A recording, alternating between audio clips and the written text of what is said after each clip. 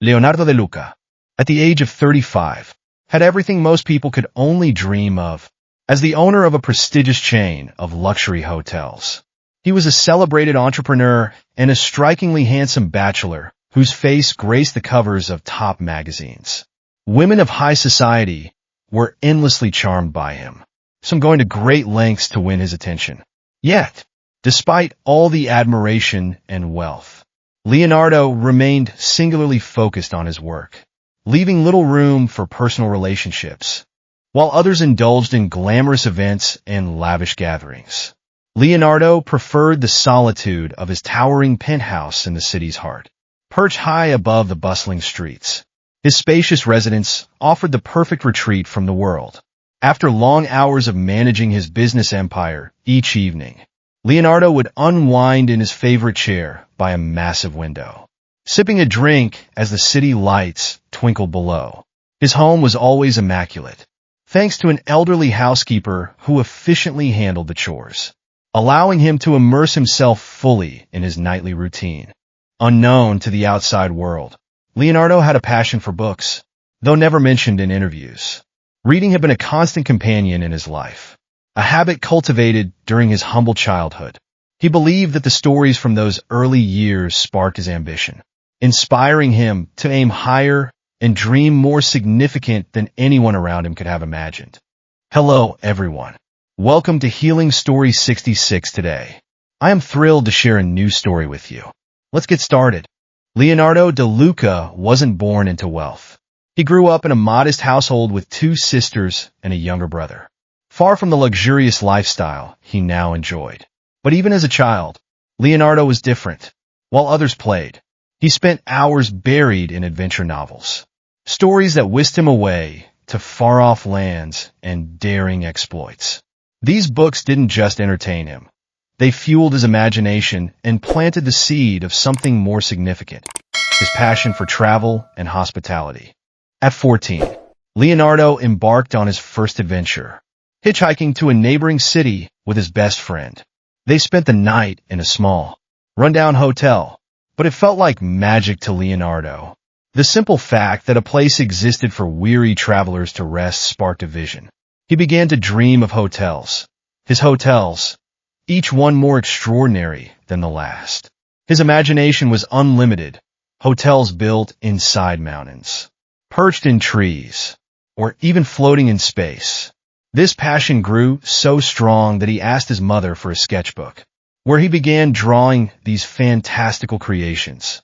Though his family didn't take his ideas seriously, Leonardo found support at school. After presenting his projects at a school conference, his teachers encouraged him to pursue a future in design and architecture. This was all the validation Leonardo needed. From that moment, he dedicated himself to his studies, believing that hard work and determination would turn his dreams into reality. Leonardo's dedication to his craft paid off when his hotel designs gained attention at a school conference. His detailed drawings and innovative concepts didn't go unnoticed.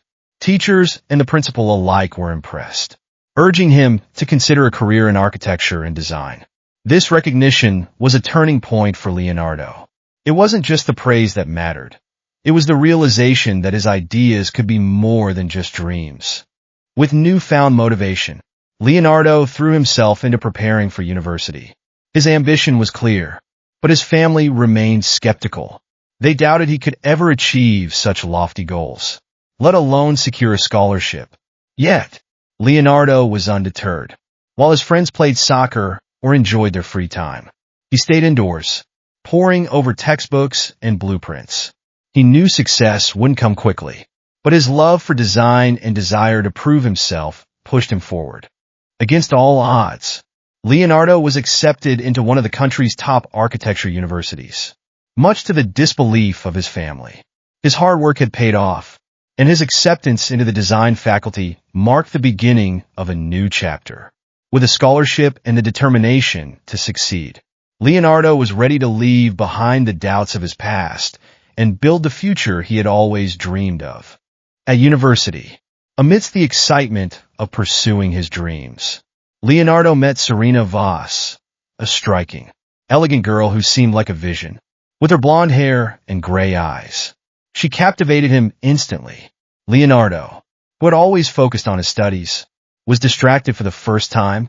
He used his scholarship money to shower her with flowers and gifts, taking her to theaters and cinemas, hoping to win her heart.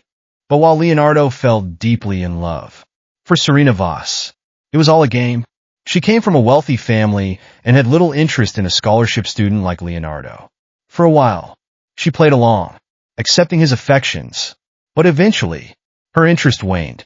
She moved on to a more widespread, wealthy student, leaving Leonardo devastated, his heart shattered. And Leonardo realized his naivety, and the rejection left a deep scar. This heartbreak, however, fueled a new resolve in Leonardo. He swore to himself that one day he would become so successful that Serena Voss would regret ever letting him go. He told his best friend, "One day, she'll see how great I am." Though his friend doubted him, Leonardo was determined. This promise to himself became his driving force, pushing him harder than ever in his studies. It wasn't just about becoming successful anymore. It was about proving to the world and Serena Voss that he was destined for greatness. After graduating with honors, Leonardo's journey into the professional world began with a stroke of luck. One of his professors, impressed by his talent and dedication, recommended him for a position at a leading construction company. It was a dream opportunity, a chance to work for one of the country's top firms with international connections. Leonardo jumped at the offer and quickly immersed himself in the work, learning everything he could. For 2 years, he traveled extensively, managing projects across different regions and gaining invaluable experience. The contacts he made and the knowledge he accumulated during this time were crucial to his growth. Leonardo was not just learning about construction. He was learning how to navigate the business world and, more importantly, how to bring his creative ideas to life. Eventually, the time came for Leonardo to strike out on his own. He left the company that had taught him so much and started his own business, driven by the vision he had nurtured since childhood. The early days were tough, and there were moments when Leonardo nearly gave up. But the memory of his vow to prove himself, especially to Serena Voss, kept him going. Slowly but surely, his hard work paid off. Leonardo's breakthrough came when he partnered with other entrepreneurs to create an innovative project, a glass hotel built atop a skyscraper in the city's heart. This bold idea caught the attention of industry leaders and marked the beginning of his rise to prominence. From there, his creativity knew no bounds. Unique, eye-catching hotels followed, one shaped like a ship, another designed like an octopus on the seashore, and even a hostel inside an airplane. Many of these designs came straight from the pages of his childhood sketchbook, bringing his early dreams to life and establishing him as a visionary in the industry. Leonardo's business flourished, and it wasn't long before a new, exciting opportunity appeared. His close friend and business partner, Matteo, approached him with a proposition. Giovanni Marino, a renowned international businessman, was interested in Leonardo's unique hotel designs. Rosso wanted to collaborate on several projects, and this partnership had the potential to elevate Leonardo's company to new heights. It seemed like a golden opportunity, until Matteo revealed one catch. Rosso had a peculiar tradition. He only conducted business with partners who attended meetings with their significant others, preferably fiancés or wives. The logic was strange, but for Rosso, it was a test of stability and personal commitment. Leonardo, a lifelong bachelor with little interest in romantic entanglements, suddenly found himself in a tricky situation. He had no fiancée and no time to build a real relationship. However, missing out on this deal was not an option. Determined to keep his focus on business, Leonardo made an unusual decision. He needed to find someone to pose as his fiancée for the upcoming dinner with Rosso. He wasn't looking for love. It was just a temporary arrangement that allowed him to secure the partnership and move forward with his projects. With little time to spare, Leonardo tasked his assistant with finding the perfect candidate, beautiful, well-mannered, and, most importantly, uninterested in the wealth and fame of being by his side. It was an unconventional solution, but for Leonardo, Business always came first, even if it meant hiring a temporary fiancée for the sake of success. With the business dinner fast approaching, Leonardo wasted no time. His assistant quickly lined up several potential candidates, all of whom fit his specific requirements: attractive, well-mannered, and disinterested in his wealth. Leonardo, though unaccustomed to such personal matters, approached the selection process as a business interview.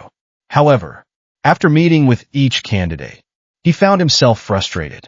One was too shy, another too cold, and others simply didn't fit the image he had in mind. Time was running out, and Leonardo still didn't have a solution. As he sat in a restaurant, pondering his dilemma, a sense of desperation crept in that evening. Finding the right person seemed impossible. He couldn't afford to make a fool of himself at the upcoming dinner, where he needed to appear confident and put together. And, of course, there was always the lurking threat of media scrutiny. An embarrassing situation could quickly turn into public gossip, something Leonardo wanted to avoid at all costs. The following day, Leonardo decided to walk to clear his head. On his way to his favorite cafe, he passed a public library. Feeling nostalgic for his childhood love of books, he decided to step inside. That's where he met Elena, a librarian with long dark hair, blue eyes, and a quiet, kind demeanor. Something about her simplicity and calmness caught Leonardo's attention. In an impulsive moment, he asked her to play the role of his fiancée at the dinner. Surprisingly, Elena agreed, though her demeanor shifted after their initial conversation. She seemed distant and more reserved when they arranged to meet again for dinner. Leonardo couldn't quite figure out why, but at least he had found someone who fit the role, and that was all that mattered to him at the time. The night of the dinner arrived, and Leonardo entered the restaurant with Elena by his side, feeling a sense of relief. Matteo and his girlfriend were already there, and soon Giovanni Marino and his fiancée, Serena Voss, joined them. Leonardo was shocked. Serena Voss was the same woman who had broken his heart during university. Seeing her stirred old emotions. But Leonardo quickly composed himself, focusing on the task. As the dinner progressed, things took a dramatic turn. Out of nowhere, Elena revealed a shocking truth. Years ago, Leonardo's company had demolished her family's home to make way for one of his projects. The realization stunned Leonardo. But even more shocking was that he hadn't known about it. Matteo had decided on his back. Elena's accusation created a tense, uncomfortable silence at the table. Giovanni Marino, who valued integrity above all, watched the unfolding drama with stern disapproval. Once so close to being sealed, the business deal is now hung by a thread. After Elena's shocking revelation at the dinner, Leonardo confronted Matteo. He couldn't believe his trusted business partner had gone behind his back. Matteo confessed that, during a period when Leonardo took leave to care for his ill mother, he had decided to forcefully evict Elena's family to clear the land for one of their hotel projects. Though Matteo tried to justify it, claiming it was just business, Leonardo was furious. This betrayal wasn't just about business ethics, it was personal. The weight of this knowledge fell heavily on Leonardo. Not only had he unknowingly wronged Elena, but now the business deal with Giovanni Marino was in jeopardy. Rosso, who valued honesty and integrity, would likely walk away after witnessing the truth behind Leonardo's company. Worse still, Leonardo's trust in Matteo had been shattered, leaving him uncertain about the future of their partnership. The following day, Leonardo couldn't stop thinking about Elena. He knew he had to make things right, not just for the sake of business, but because he genuinely felt remorseful. He went to the library where Elena worked, determined to apologize. When he found her, Leonardo explained everything, how he had been unaware of Matteo's actions and regretted its impact on her family. Though initially skeptical, Elena saw the sincerity in Leonardo's words. She listened as he spoke, realizing that he had been caught in a situation he didn't create but was trying to fix. After some thought, Elena agreed to give him another chance, not as a business arrangement, but as two people seeking understanding. Over the next few weeks, Leonardo and Elena spent more time together. Their relationship grew beyond the transactional nature of their initial meeting as they began to bond over shared interests. Slowly but surely, Elena saw Leonardo as more than just the businessman behind demolishing her family's home. As time passed, Leonardo and Elena's connection deepened. They discovered common passions, particularly their love for books, and spent evenings discussing literature and reminiscing about childhood stories. Once a man consumed by ambition, Leonardo found himself drawn more and more to the quiet moments with Elena. She brought a sense of balance to his life that he hadn't realized was missing. Eventually, Leonardo proposed to Elena, and she accepted. The man who once sought a fiancée for a business deal found himself in love. Their wedding was a simple affair, attended by close friends and family. For their honeymoon, they embarked on a literary journey, visiting famous writers' homes across Europe, a trip that brought them even closer together. Back home, the couple settled into a peaceful life. In the evenings, they would sit together on the couch, reading books and sharing their thoughts. Leonardo's business and success had merged with a newfound happiness and love. Once driven by ambition alone, his life was now enriched by the simple joys of companionship, trust, and mutual respect. Leonardo da Luca's journey from a driven, wealthy businessman to a man who found love and redemption is a powerful tale of transformation. What started as a quest for business success became a life-changing experience when he met Elena, a woman whose past collided with his unexpectedly. Through betrayal, apology, and growth, Leonardo learned that true wealth isn't found in money or success, but in the relationships we build and the love we nurture. Ultimately, Leonardo secured the partnership he sought and discovered a more profound, fulfilling happiness with Elena. Together, they built a life centered on shared passions, mutual respect, and quiet joy. This story reminds us that even when we face challenges or make mistakes, there is always room for second chances, growth, and healing. If this story resonated with you, please support our channel by giving this video a thumbs up, leaving a comment with your thoughts, and subscribing for more heartwarming stories. At Healing Story 66, we believe in the power of storytelling to inspire change, heal old wounds, and bring hope into people's lives. Thank you for watching, and we look forward to sharing more stories with you.